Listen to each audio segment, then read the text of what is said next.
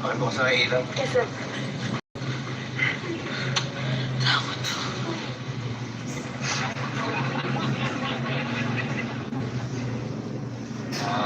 Ano oras na ba? 10 o'clock na po. Sige. Ako na mag-atid sa'yo.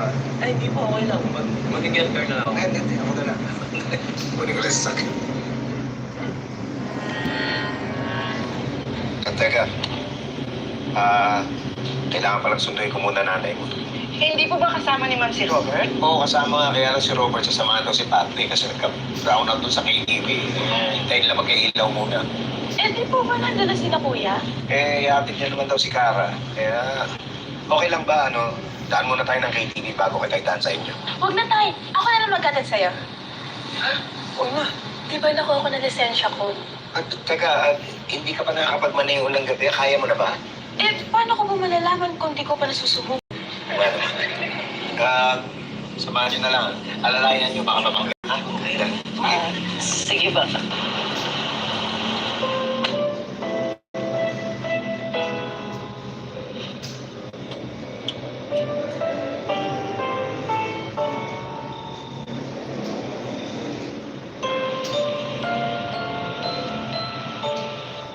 Thank you talaga. Hindi mo na ako kailangan natin. Ano ka ba? Gusto ko din gawin to. Tsaka para matuto na ako mag-drive sa gabi. So pinagpapractice na pala ako, no? Uy, hindi Gusto ko talaga pag-design na marunong ako mag-drive. Marunong na ako mag-parallel parking. Talaga? Oo, tinurun ako ni Elmer. Ulas na itong English, yes? Oh, bakit? Advance para Wala. sa Selos kasi ako dun eh. Pero dati pa yun, nung Pasko pa. Hindi na. Talaga? Promise? Cross pa yun. So, okay na tayo? Ay, wait. Buksan mo yan. May regalo ako dyan. Ako tayo.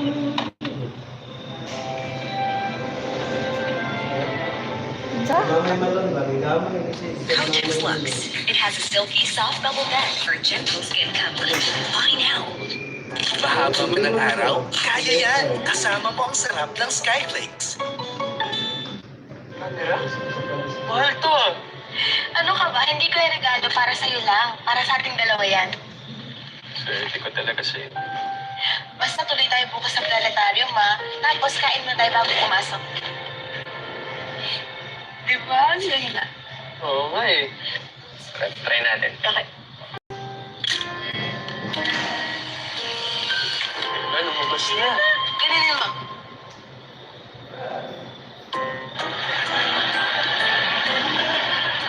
Namang kiss.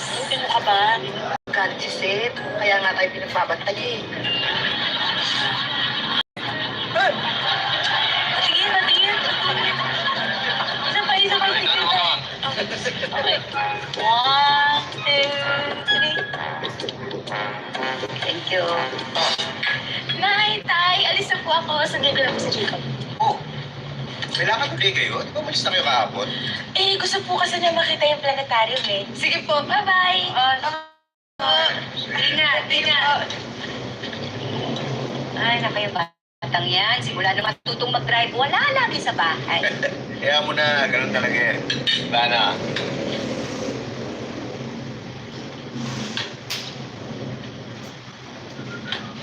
Kids, eksakto. Ay, Elsa, alam ko lang kung bakit nag-brown out ka doon. Bakit? Tinakaw yung kanilang poste doon sa tapat ng KTV. Grabe naman yung mga magnanakaw na yun. Okay, paano walang CCTV? Pero okay na ngayon. Ako, baka hindi lang ngayon yan. Baka mahulid pa yung mga nakawa na yan. Nakakainis na eh. Kasi kaya marami nang pumapasok na customer. Yun, may problema naman sa brown out. Yun lang, pag walang kuryente, wala rin negosyo.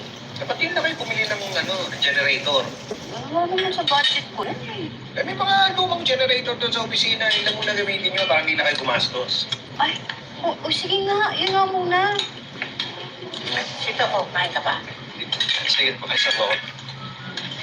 Bro. Yan, ito. Ay, baka po nag-aaway sila ni Cara. Huh? Oo, okay naman sila kagabi Ba't daw? Hindi ko po alam Pero kasi nga po kagabi, nung umuwi, magkausap sa telepono. Tapos parang